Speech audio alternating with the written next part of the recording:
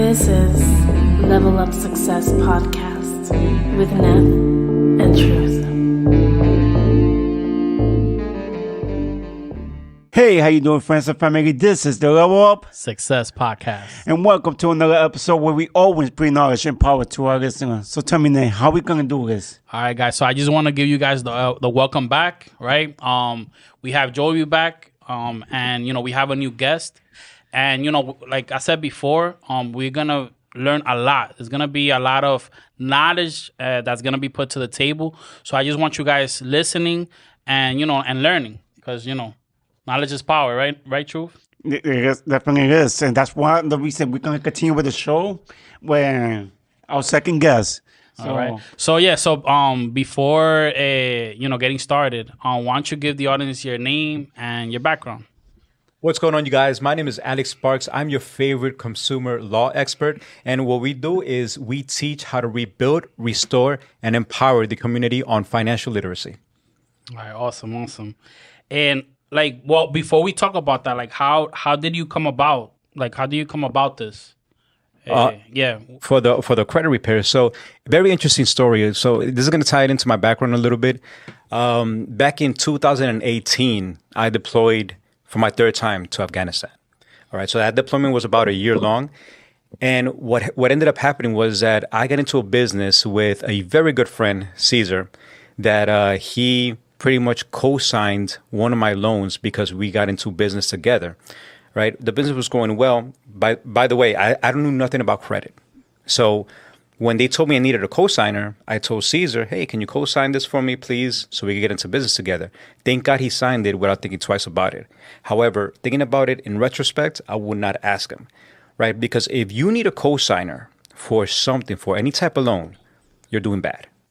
You're doing bad. You shouldn't be focusing on a cosigner. You should be focusing on, on your finances first and fix everything before you require a cosigner.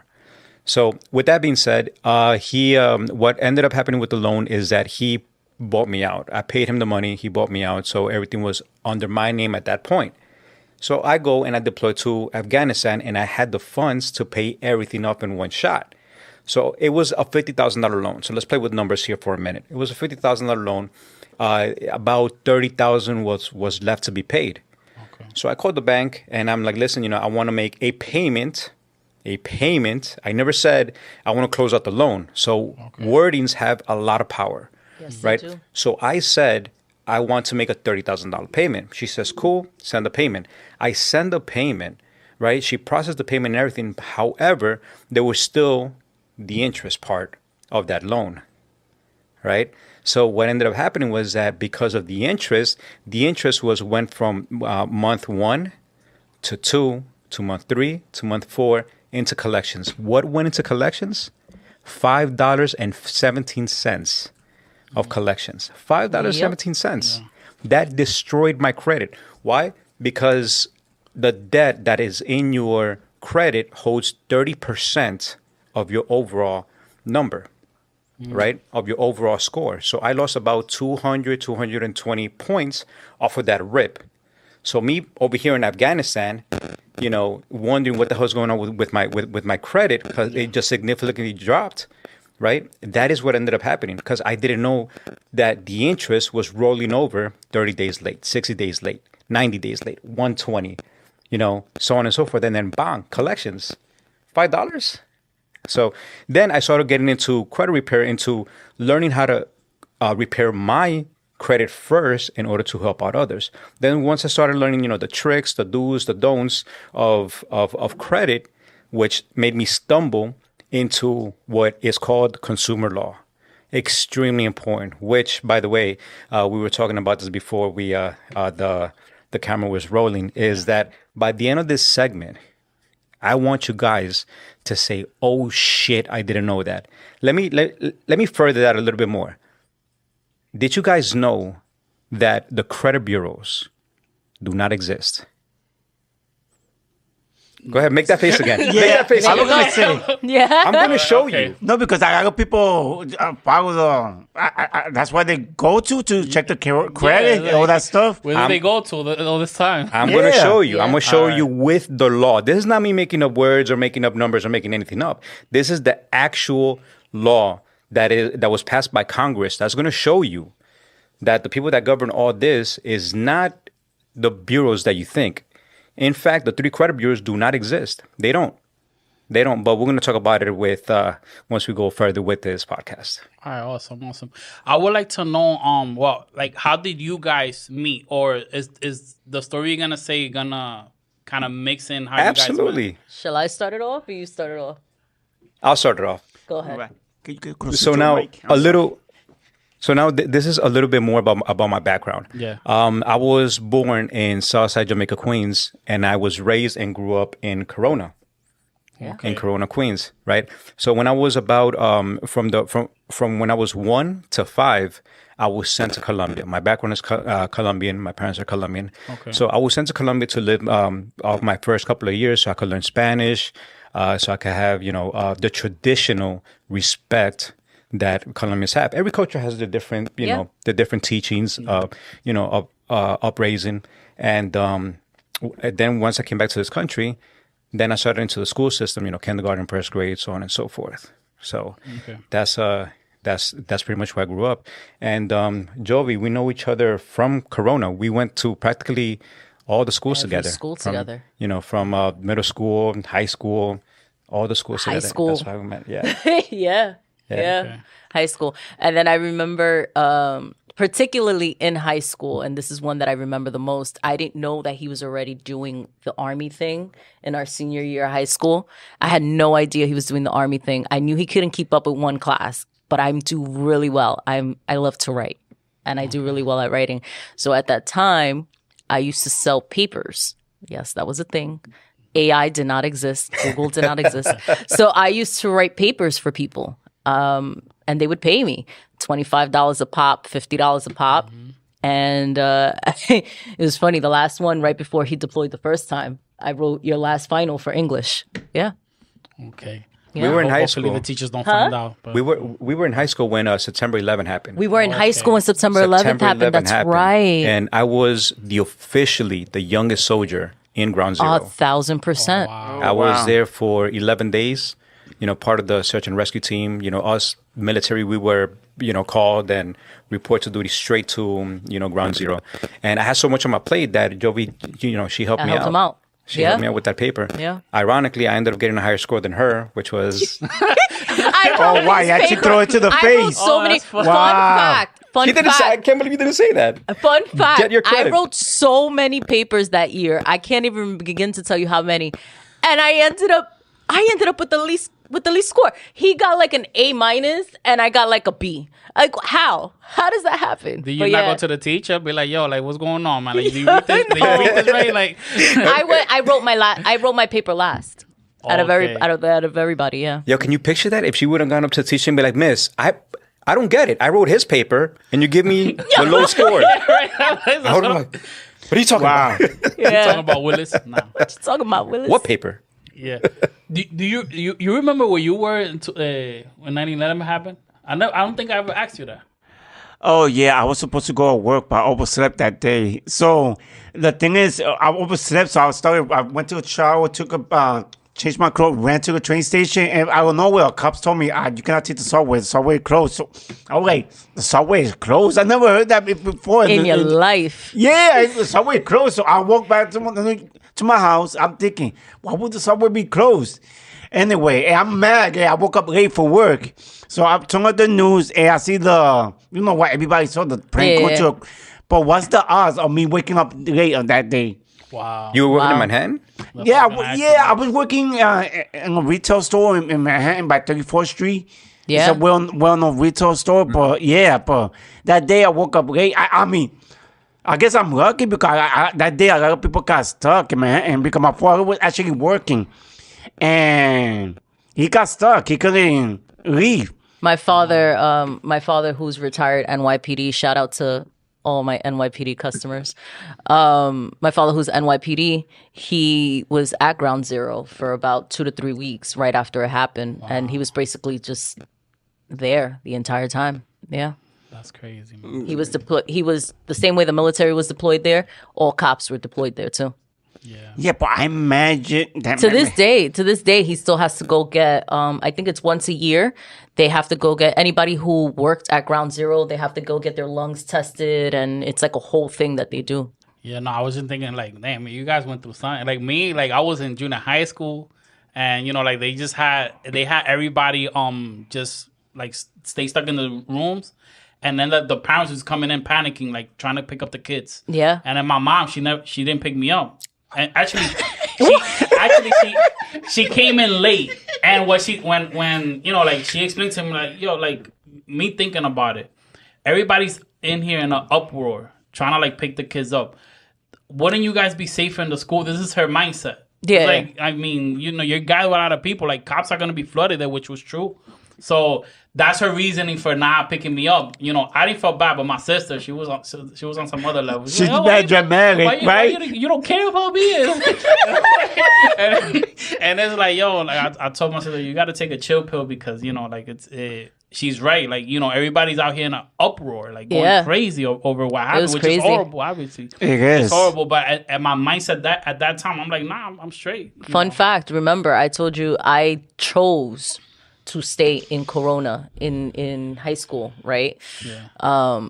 But my parents were living in Queens Village, and not for nothing, a regular bus ride and train ride from where my parents moved in Queens Village to my high school was an hour and a half every day. And that was the norm. Imagínate, during 9/11. I didn't get home until almost 10 o'clock at night, trying to get home, from school. Yeah. So not to be on your mother's side, but what do all schools have that is in for safety purposes? Nah, security guards. A bomb shelter. Bomb shelter. Okay, they do have. They do. They have a That I bomb did shelter. not know that. Bomb That I shelter did that not- could convert into a hurricane shelter, that could convert it to a homeless shelter, blah, blah, blah, blah.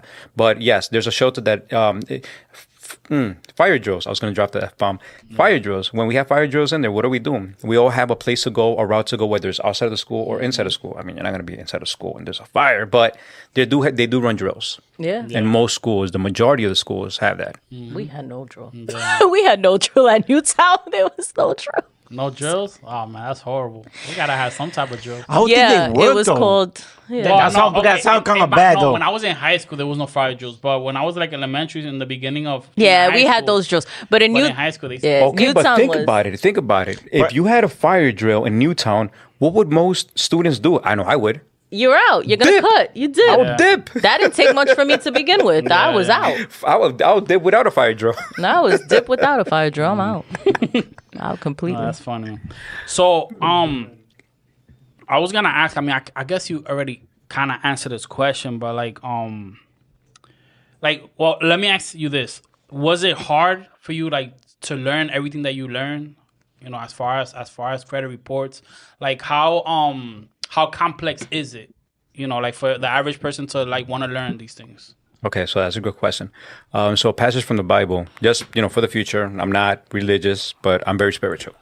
So there's a passage that says, "My people are destroyed from lack of knowledge," So true. meaning that we don't know what we don't know.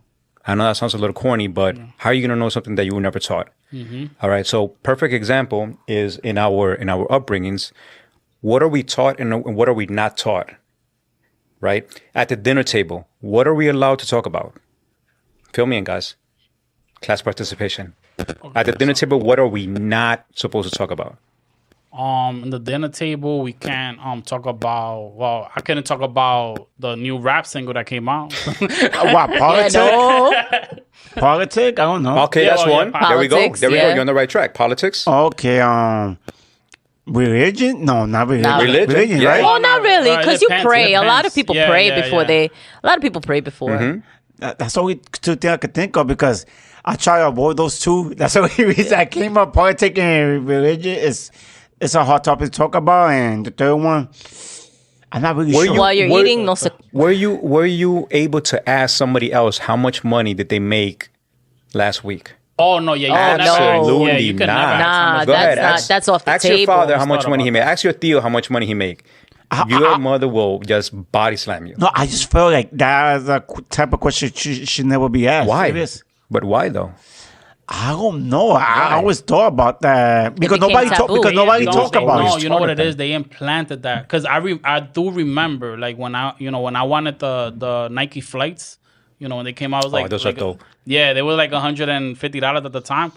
I asked my partner, can I get that? He's like, no. I'm like, why? I'm like how much money you make? Like, Ballsy. I straight asked him, how much money you make? And he was like, yo, mira, freco. No me hagas esa And I pregunta. don't think That was Yo, the right question. That was the right question. But right there, he programmed you indirectly to not fucking ask that question ever again. Yeah. Did you ever ask it again? Hell to the no. Nah, that's it. Yeah, no. I never asked. And what are we taught? We're taught that money doesn't grow on trees. Absolutely. That money, but money's paper.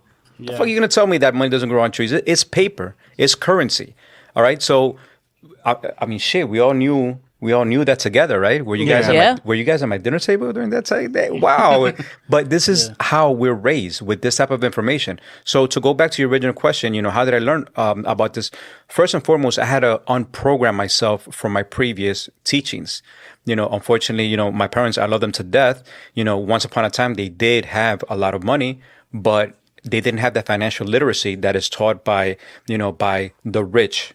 I'm not going to say, skin color, but we all understand here. Yeah. This is why, and it's true. This is why the rich gets richer and the poor gets poorer. We were talking about earlier about popping bottles, about spending $300, $700, on the weekends instead of investing it on yourself or getting your credit right. Those $7 is going to lower that interest by, 5, 10%. And in percent every single month is significant amount. So back again to your teachings, to your question about teaching. When I was in Afghanistan for that whole year, that was my third deployment. All right. Every time I deploy, I try to use my time into something positive and to learn something. On that previous deployment, I ended up learning about mortgages and how to buy stuff or how to invest in real estate. Currently, right now, I hold 5 duplexes, but that just shows how knowledge is power. So back to Afghanistan in 2018, that whole entire year, I learned how to fix credit. Why? Because I was fixing my credit, right? So I was using myself as a guinea pig and seeing what right looks like. Guys, we have the most powerful tool known to man. The powerful tool is in your hands right now. It's a cell phone. Whether you get your teachings from Google, from Yahoo, from TikTok, from Instagram, I don't care. This is free education. You don't got to pay anybody for that. This is free. When I was growing up, right, when I was 12, 13, 14, who was giving me advice? My parents, my parents or Jose, the drug dealer from the corner. What type of advice is he giving me? He's giving me wrong teachings. He's giving me wrong information. Why? Because he was taught, the wrong way. However, if we talk about flipping keys, that's a whole different topic. Then Jose got a point, but Jose doesn't know how to invest. Jose knows how to protect himself and all that, but I don't need no protection. I want to learn how to invest. So you got the most powerful tool in your hand, which is Google. Ask it any question, man. How to delete inquiries, how to delete late payments, how to delete a charge off.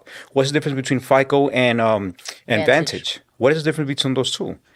Yeah. That's an advantage that we have now because the only reason that our parents teach you the way they teach you because they think you have all the information that we have now, and people will realize how much power, like you said, power we have information to the Google. We were talking about that previously. I think it was with Osvaldo or Moreno.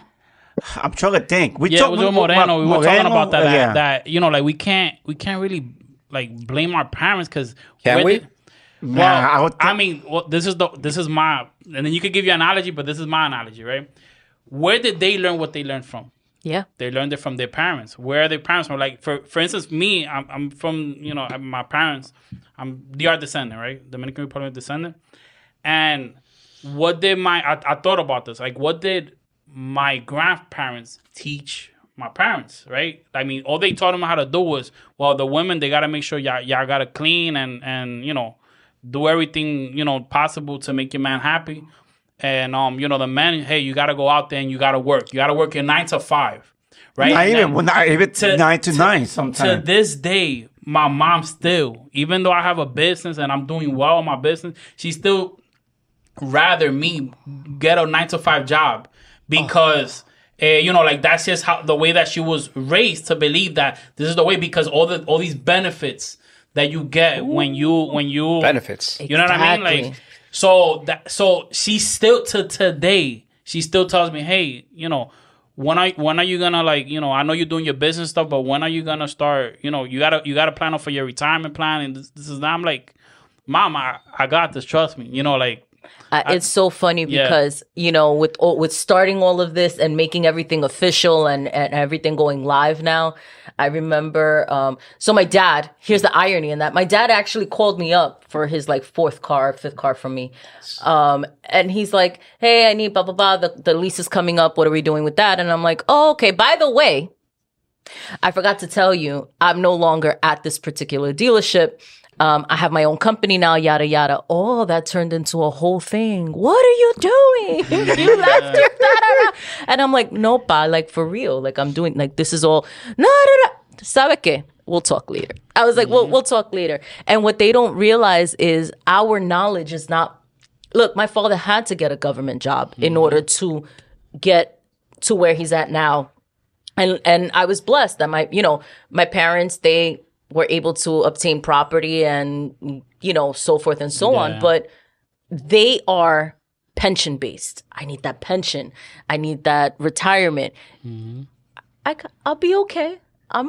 I got it. I'm figuring it out for the future too. Yeah. But for that conversation, that went sideways very quickly. Yeah. That's not in their mindset at all. Right now. But going back to it, it's just like, they don't understand. They don't understand. From my understanding, because the thing is, maybe there's something that I don't know. Maybe I gotta rearrange, talk to them, like, hey, can you tell me, like, what's your, try to figure out their philosophy. But that's the reason why I don't blame them, because it's like, I don't believe that they don't got the information. They don't have the information that we have. That's the difference. That's a big key. We have more information right now that they have. We got maybe 5 times more information what they had when they grew up. So I don't think it's fair sometimes for the parents. The question is, why is not everybody utilizing it? That's the big question now. That is the big question. Because now the knowledge is there. Like now you can find it. I think people don't feel like it's accessible to them. Mm-hmm. So they see it scrolling on their Instagram, right? Then past you scrolling by it, what do you do with it? Do you know what to do with it? And that's the key. They don't know what to do with it. That's where you're at. That's the key. That's the key. So all of us over here, we respect our parents. We love our parents, and there's no way none of yous, and I'll bet money on this, are going to talk shit about your parents. No, love right? Your moms. Love you, mommy. Sorry. Man. Yeah, same. So with that being said, is that they, and Jovadi's made a great point during her segment, during her time, is that we all can reach out to a mentor. ¿Qué te cuesta to send out a DM to a mentor? Back in the days, they could have done that. Our parents could have done that. I'm not going to say all, but most of our parents know or knew somebody that was pretty well off, that had money, a rich uncle, a rich brother, a rich cousin. They had that access, but they chose not to go up porque le dieron pena, o porque no lo quisieron hacer, o porque le da vergüenza, or if that person asks for help, they're going to look bad to the rest of the family. But they didn't. They had a choice. You guys had a choice. You had a choice. You had a choice to open up this podcast.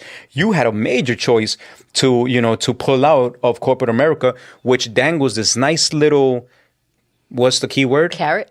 Benefits. Yeah, benefits. Ooh, benefits. Mm-hmm. That's fucking sexy. Benefit. Mm-hmm. You go into a job. How much do you pay? And what are the benefits? Mm-hmm. You don't ask how many times are you going to get screwed with overtime? How many times are you going to get stuck? How effed up your boss is? How toxic your environment is?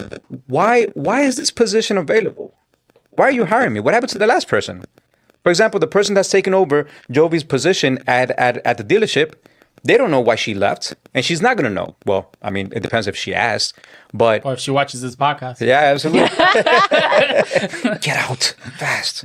So they're not gonna know that. So everybody has a choice. Our parents had choices, man. I love my parents to death, but they had a choice to either invest or go out in boogie nights. Yeah. They chose. I'm gonna Boogie ask. nights. I'm gonna ask that question. I think my father probably took the responsible route. I could vouch for that. There you go. My That's the first step. pops. Love you, dad. My mom, I gotta ask. Maybe because she aligned with my father, and I already asked. that's it. I asked my mother.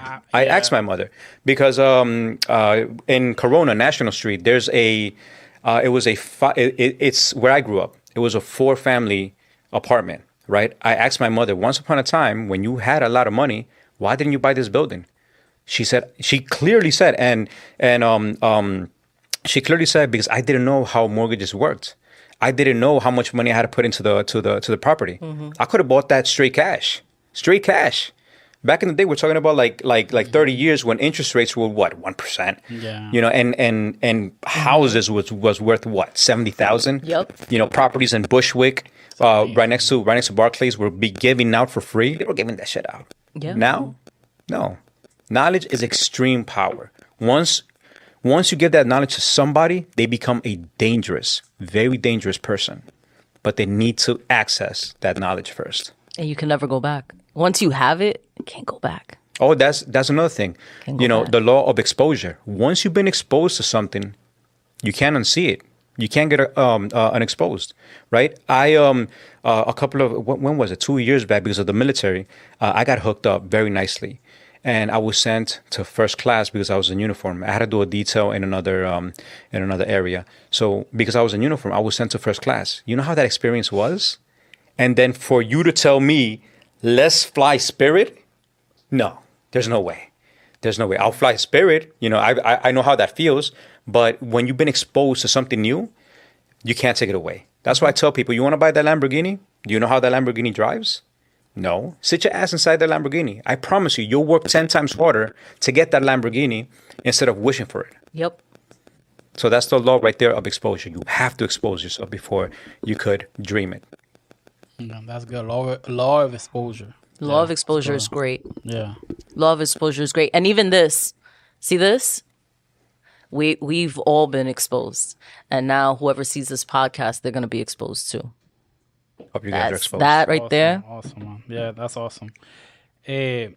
So I was talking to Joby, right? Before you came in, I was asking her, like, we got to the difference between other credit report and you mentioned it to him. Can you dive more into like the differences on credit report? Because I'm sure that a lot of people still use Credit Karma. Right, like I was using it myself, and I'm like thinking of like I gotta use another one now. Right? So, can you attest more into that, or dive in more into? Oh, that? the different type of credit system where people check your credit score. I guess it's very on. What's the best way to do it? And she did mention that every year you could go to the bureau. I mean, who are you going to then? Like, Who are you going? Yeah. He'll explain a little bit more, go a little bit more into detail. And again, the 3 bureaus are just commercial. It's a commercial thing, commercial term that's used. Wow, so much to cover on that part. Like I told you from the beginning, there's going to be my segment is going to be an educational portion. Yeah. So let's start off with calling things by what they really are. All right, so they're not credit reports; they're consumer reports. Okay. And all this is going to make sense, in a couple of minutes. So the consumer report, you'll get it with 2 different type of models, right? You got your Vantage, and then you got your FICO. You got your Vantage 3.0, and then you got your FICO 8.0. All right, and these models are based on who is your lender. Okay, so if you have the banks, the credit cards, the mortgages, whatever the case is, 99% of it is going to be FICO. The only people that are running Vantage is Credit Karma. Now, why is this important? It's important because I'm pretty sure she mentioned, because she's a very knowledgeable person, that Vantage is going to be a higher score than your FICO. Again, why is that important? Because keep in mind, guys, that Credit Karma is a private business. Mm-hmm. They make money off of people with bad credit. Mm-hmm. You have Credit Karma, correct? Yeah. What happens when you scroll all the way down? What do you see? No, nice. I end up seeing I end up seeing the credit score. The interest And the bottom. What's that again? Isn't it interest? No. No, All not the way on the interest rate. bottom, No. It's not the if you interest check it rate. right now, you get offers. Yep. That's how they make their money. Credit Karma will yeah, give well, you yeah, offers. yeah. These are the cards that you're highly qualified to get. These are the credit cards that you're good to qualify for, and these are the cards that you won't qualify for. I don't think that subject is there. But They had to take it off with they had a lawsuit not too long ago. They had to take it off. Oh, we're gonna get there. We're gonna get Yeah, we're gonna get they to had to take that lawsuits, off. Okay. and we're gonna get to lawsuits pretty soon. So they make their money when you apply for a credit card and you get accepted. What they're gonna do is, first of all, that credit card is gonna be high in interest. We're talking about 25%, 29.9%. That's how much interest you're gonna be paying on that credit card. So they're in cahoots with creditors because they get a portion of that. When you apply for that credit card, guess who's gonna get the commission? Credit Karma. Credit Karma. And now, how many customers does Credit Karma has? No, they have a quite a few, Hundreds yeah. of thousands. Now, let's say $1. Let's just say $1. Just $1. Let's be very, let's keep it low here. $1. And 10,000 people apply today for that credit card. How much did they make? No, 10,000. Off of one day, which I'm pretty sure is going to be 100,000. Yeah. Yep. Or 10,000 people, or 100,000 people. And this is just $1, but the commission is actually $10 that they get off of each credit card. Okay. So now multiply that and see how much these fucking reporting companies are making. It pisses me off because these credit reporting, companies, these bureaus are not bureaus. They're credit reporting agencies, and we're going to see why in a minute. But credit bureau, when you hear the word bureau, what do you think about? Bureau. Federal. Yeah, federal. Federal. Right? You got the FBI, right? You got all these bureaus, these agencies that they're coming from, from the government. But believe it or not, all these credit bureaus are privately owned. Equifax, Experian, TransUnion, they have nothing to do with the government. Absolutely nothing. They're private business. There's the Federal Reserve. Who owns Federal Reserve? The feds? No. No, I learned that It's they a don't own it. private. It's a private. So where in the flying F We don't even know. does the word federal come from? Why?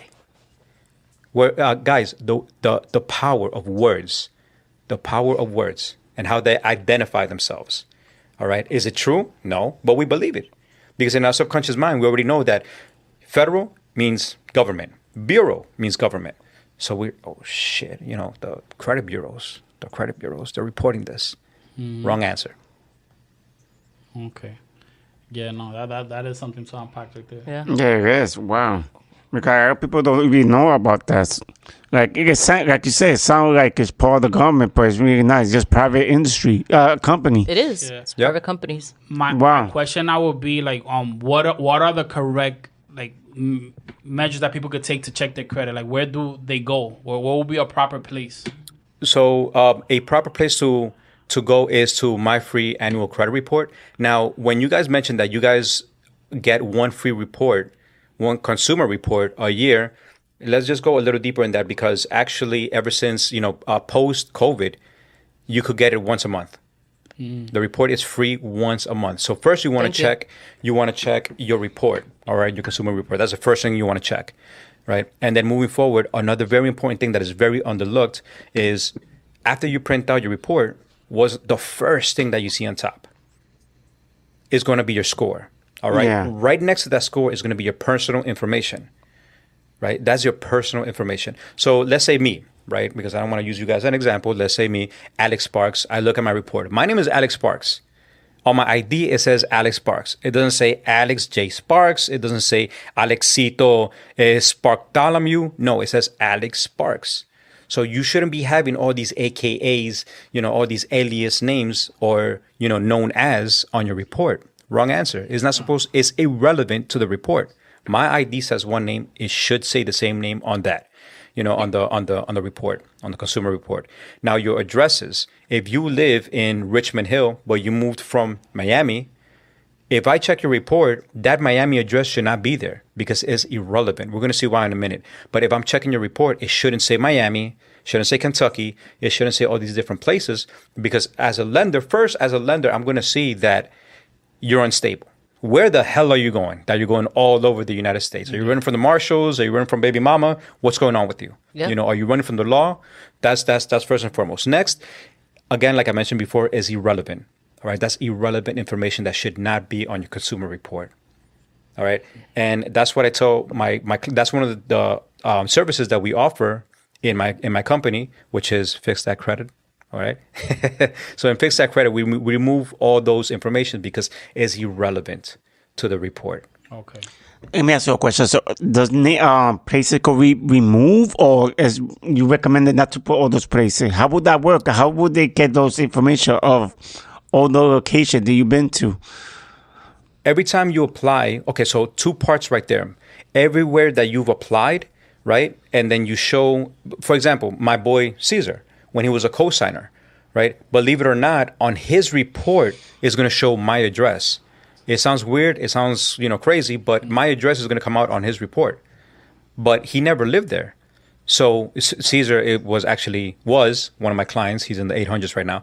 But his report doesn't say anymore my address. So where they run your credit, that's where it lands, right? And next will be if stolen identity. Stolen identity has been a very big thing, post COVID. Yep. A lot of people using other people's social security numbers, credit card scams that are being used by, nightclubs, restaurants.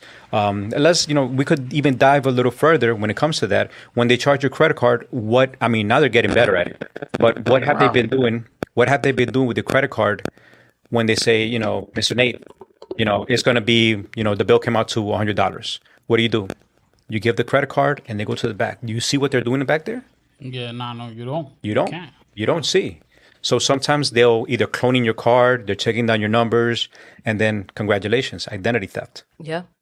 Yeah, allegedly. And just to go off of that too, so banks, particularly post-pandemic, banks have become huge on verification. Verification has been a huge thing where it's been you can definitely, have, and I've seen customers who've gotten highly offended, and you have to break it down to them, Mr. Customer, this is for your protection. Really, it's for your protection and to protect your privacy.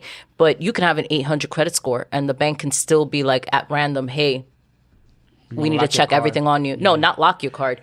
Is this who you are? I need your ID. I need a statement. I need this. I need a couple of things to prove that this is who you say you are. Yeah. Okay. I only mentioned that because in my field of business, like a lot of people come in to make a purchase and they lock their card, even to make a payment of their bill. Yeah. They lock their cards, and I tell them, like, look, it's not you. Like, don't think, because they be like, oh my God, I got money. Like what is it? I'm like, sweetheart, don't get embarrassed. Like, this is normal.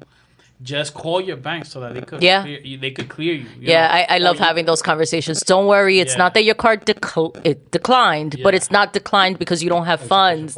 It's the bank is trying to protect you. Trying to protect Just go and confirm it's you, or answer that text, or put in a notification so that they could, But no, that's huge. Yeah, that is huge, and I've noticed that they are going down. Like they're going down with security, like sending authentications, like 6 one-time pins. Yep. So that's, one-time pins are huge.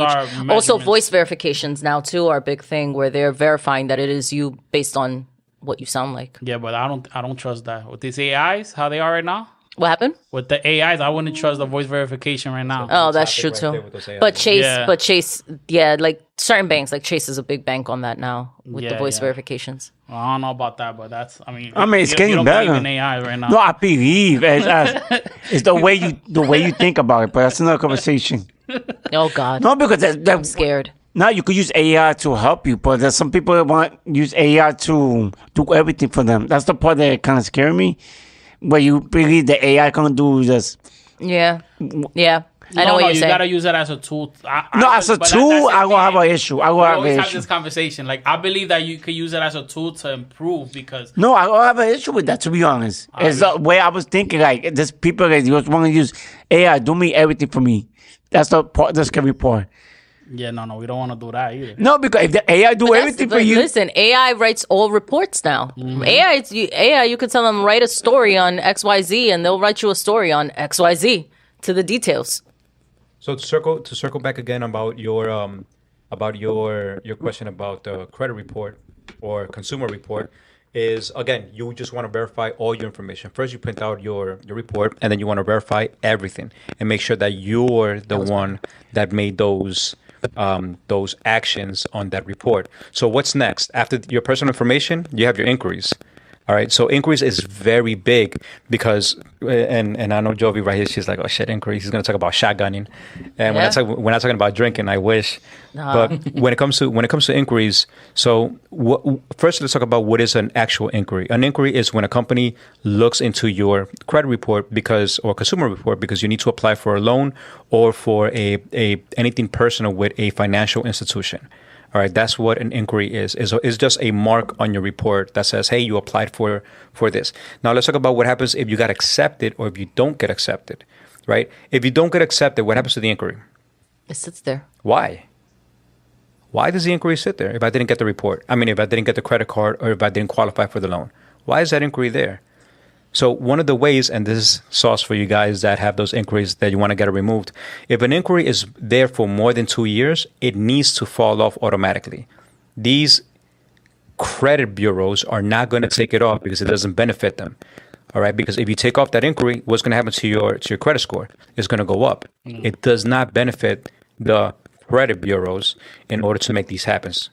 How do you take them off?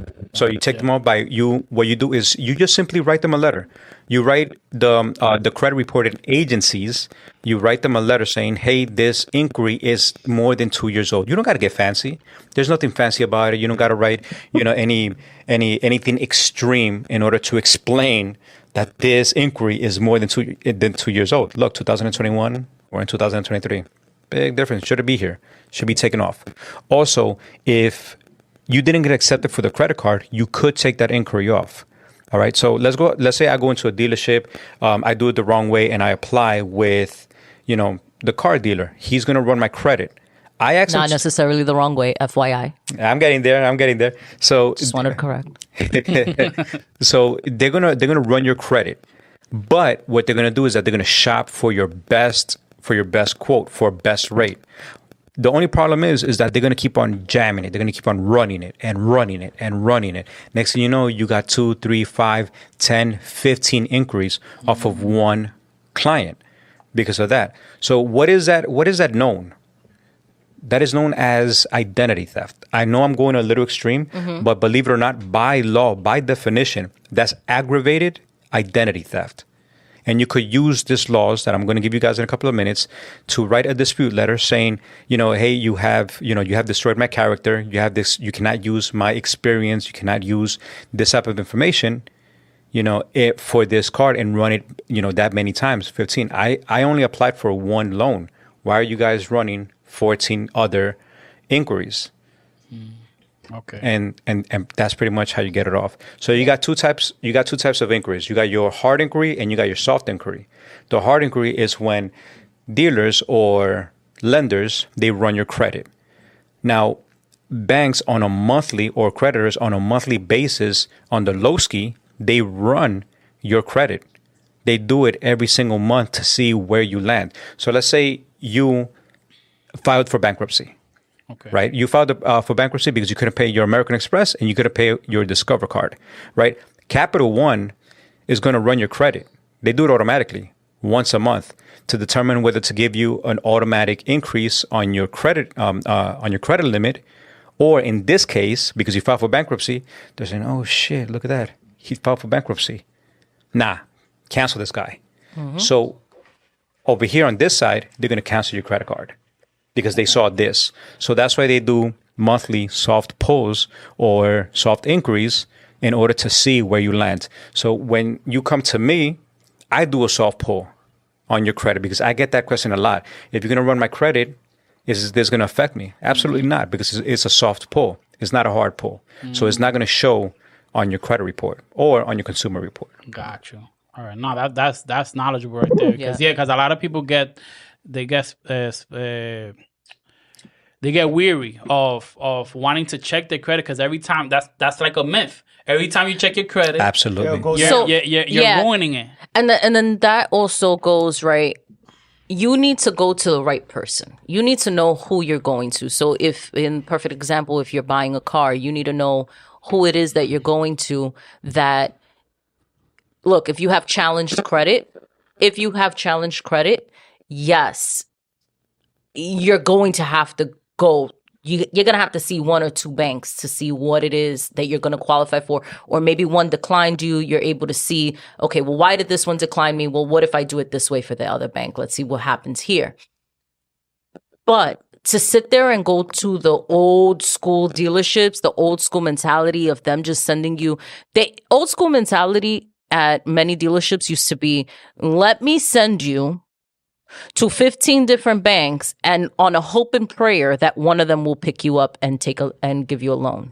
And that's a horrible way to do it. Yeah. If you go to a professional, they're going to strategize with you and say, okay, these are your strengths. This is what you have, right? So if I know that, and I'm just using, if I know that Joe Schmo Bank is going to ask you for proof of income, proof of residency, proof of this, proof of that, proof of da-da-da-da-da, and I know you don't have that, well, why would I send you to Joe Schmo?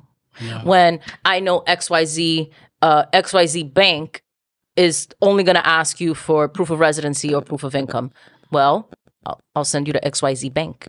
You know what I mean? Okay. So you got to be wary about those old school dealerships, right? Those mom and pops that are just going to send you to 20 different banks, and now you have 20 different inquiries. Yeah. You know, 20 different inquiries, and that's 60 letters every month that you got to write because it's three bureaus. How does that dynamic work with you guys? Because I know that you do you do the cars, and then some people don't get approved. So do you just send them to Alex? How? So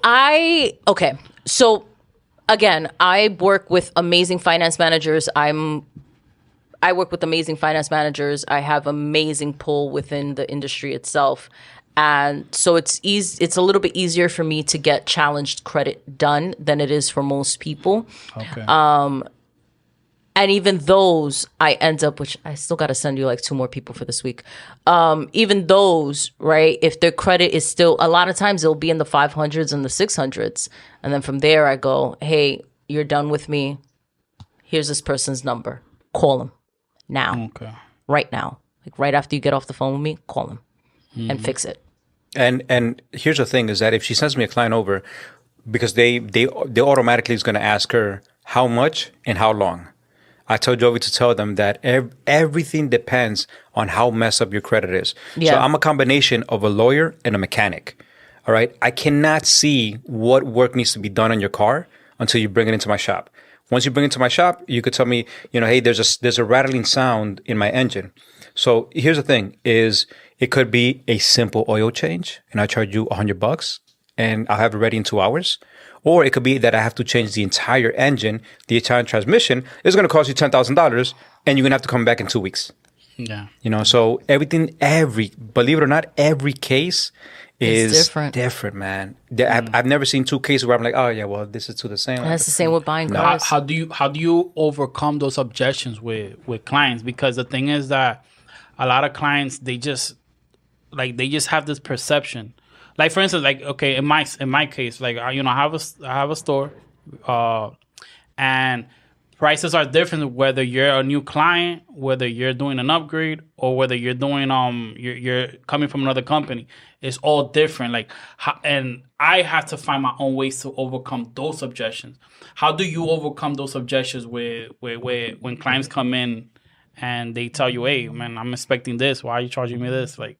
Okay. Yeah. That's a very good question. So once I get a client straight off the back, like I already know that you're coming to me because I'm good, because I'm that good. So not sound cocky, but I know that my stuff work because I deal with the law. This is not me making words up. This is not me making anything up. This is the law. I get everything from the FCRA, which is the Fair Credit Reporting Act, that is Congress based. That's first. Next, when a person tells me, oh, your prices are too high, I tell them that's fine. My prices they're not gonna change. I'll work with you, We'll set up a payment plan. I'll help you because I do have a referral program. If you bring me, if you're a client and you bring me customers, I'm going to give you a discount. I'm going to work with you. You just have to work with me. Now, if a person gets rude or out of line, I'm not thirsty for money. This is for me. One of the things that I pride myself in is helping. I know that sounds corny, but I love to help. I love that, that because of fixing somebody's credit, they're going to buy la primera casita. Yep. They're going to buy their first investment. Now, if they decide to spend it on a, luxury car, cool. But it's for Turo, even better. Make that credit work for you. So that's what I tell my clients. I'm like, you go shop somewhere else. In fact, I know a few guys that do it, that will do it for cheaper. Just know that when you're not happy with those results and they already charged you, and then you're gonna come back to me, just know that today's price is not tomorrow's price. Yeah. It's gonna change. Yeah. Not because I want to be an a-hole, but because things do change. Yeah, inflation is pretty serious, guys. Yes. And just to circle back to, when I refer people to him, it's not just because he's my friend, I've known him forever, whatever the case may be. I actually used him myself, as I said in the previous segment, many, many light moons and years ago, I had a bankruptcy. And thank God that I had the knowledge that I had to start bringing my credit up myself. But after a while, I said, I need some help to figure this out because, yes, I'm bringing it up myself, but let me get somebody. I called the professional, right? And so Caesar, my cousin, who happens to be his friend, also used him. Why not? If I'm personally using him, why wouldn't I refer him to somebody? Why wouldn't I refer that, right? And again, now I'm good, but I've been good for a while. But it works. Let me use this short space to talk about not your bankruptcy, but a bankruptcy. Yeah. All right. So these credit reporting agencies, what they do, they report the information that is given to them. Let me say that again. They report information that is given to them. They don't search, right? They don't search for information. So, but you have a bankruptcy. Who gave them that information from the bankruptcy? The courts? Mm-hmm. No, the courts do not send out any information to anybody. To LexisNexis, to SageStream, they do not send information out. So that's one of the many ways, and this is sauce for you viewers, is bankruptcies are not reporting, the courts are not reporting anything to the credit reporting agencies. So you could challenge that. First, send a letter to the bank. Well, first pull your credit report and see your consumer report and see what's going on there. Check out your bankruptcies. Send a letter to the bank. To the court and say, "Hey, you guys sent this letter out to the bureaus, to the credit reporting agencies." They're gonna say, "No, we don't disclose that information."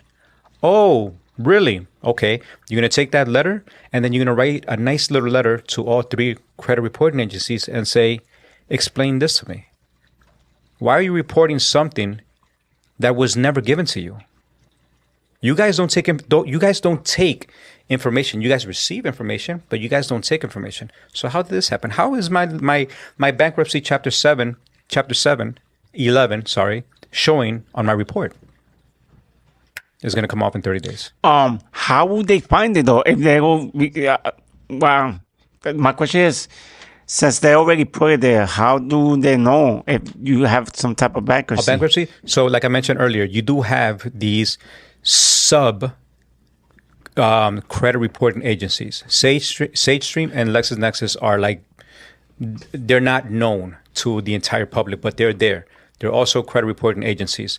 It doesn't affect your credit score because they don't report scores, but they do report things on the low ski. And that's one of the things where they get it from. But you never authorize that. You never authorize. Did you guys know that you can handpick and choose what to put on your consumer report? No. You guys have that power to say, I want this, I don't want this. This is correct, this is not correct. You guys have the power to that. And with that, you guys want to go over the laws?